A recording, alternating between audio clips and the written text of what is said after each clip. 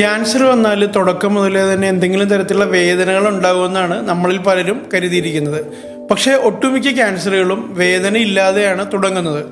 അപ്പം ചില ലക്ഷണങ്ങൾ നമ്മൾ ഒരിക്കലും അവഗണിക്കാൻ പാടില്ലാത്ത ചില ലക്ഷണങ്ങളുണ്ട്. ഞാൻ അതിലൊരു 5 എണ്ണത്തിൻ്റെ കാര്യമാണ് ഇപ്പോൾ പറയുന്നത്. അതിൽ ആദ്യത്തെ എന്ന് പറഞ്ഞാൽ അകാരണമായിട്ട് നമുക്ക് ബോഡി വെയിറ്റ് കുറഞ്ഞുകൊണ്ടിരിക്കുക എന്ന് പറഞ്ഞാൽ നമ്മൾ വെയിറ്റ് കുറയാനായിട്ട് പ്രത്യേകിച്ച് ഒന്നും ചെയ്യുന്നില്ല, പക്ഷേ നമുക്ക് വെയിറ്റ് ഇങ്ങനെ കുറഞ്ഞുകൊണ്ടിരിക്കുക. അത് ഡയറ്റ് ഒന്നും ചെയ്യുന്നില്ല, കൂടുതൽ എക്സർസൈസ് ഒന്നും ചെയ്യുന്നില്ല, എന്നിട്ടും വെയിറ്റ് കുറയുന്നുണ്ടെങ്കിൽ തീർച്ചയായിട്ടും നിങ്ങൾ ചെക്കപ്പ് ചെയ്തിട്ട് വേറെ പ്രശ്നങ്ങളൊന്നും ഇല്ല എന്നുള്ളത് ഉറപ്പിക്കണം. രണ്ടാമത്തെ ഒരു കാരണം വിശപ്പില്ലായ്മ. കുറച്ച് നാളുകളായിട്ട് എനിക്കൊന്നും കഴിക്കാൻ തോന്നുന്നില്ല, അങ്ങനെ വിശപ്പ് തീരെ നിൽക്കുന്നില്ല, മീൻസ് വിശപ്പ് അങ്ങനെ തോന്നാറേയില്ല, ഒരു നേരം കഴിച്ചില്ലെങ്കിലും കുഴപ്പമില്ല, അത്തരത്തിലുള്ള അവസ്ഥകളുണ്ടെന്നുണ്ടെങ്കിലും തീർച്ചയായിട്ടും നിങ്ങൾ ബ്ലഡ് ചെക്കുകളും ഡോക്ടറെ കണ്ടിട്ട് അതിനാവശ്യമായ ചെക്കപ്പുകൾ ചെയ്യേണ്ടതാണ്.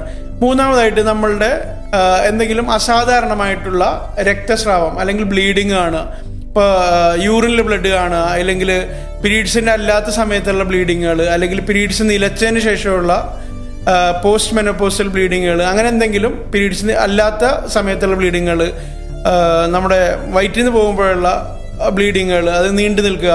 അപ്പോൾ ഇത്തരത്തിലുള്ള എന്തെങ്കിലും അസാധാരണമായ ബ്ലീഡിങ്ങുകൾ കണ്ടാലും നമ്മളത് വെറുതെ വിടരുത്. അതെന്തെങ്കിലും ബുദ്ധിമുട്ടുള്ളതാണോ എന്നുള്ളത് റൂൾ ഔട്ട് ചെയ്യേണ്ടത് അത്യാവശ്യമാണ്.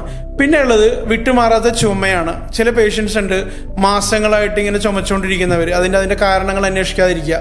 3 ആഴ്ചയിൽ കൂടുതൽ ചുമ ഇങ്ങനെ ചുമച്ചുകൊണ്ടിരിക്കുകയാണെങ്കിൽ നിർബന്ധമായിട്ട് അത് എന്തുകൊണ്ടാണെന്നുള്ളത് നമ്മൾ അറിയേണ്ടതുണ്ട്.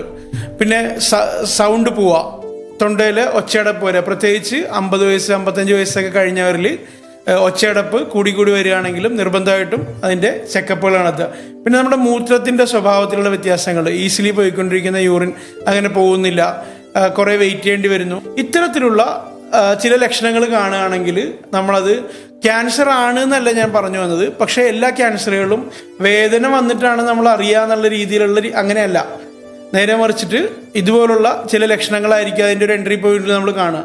അപ്പോൾ അങ്ങനെ എന്തെങ്കിലും കാണുകയാണെങ്കിൽ നിങ്ങൾ ഉടനെ തന്നെ അതിനാവശ്യമായ ചെക്കപ്പുകൾ ചെയ്ത് ഡോക്ടറെ കണ്ടിട്ട് ബുദ്ധിമുട്ടുകൾ ഇല്ല എന്നുള്ളത് ഉറപ്പിക്കേണ്ടത് അത്യാവശ്യമാണ്.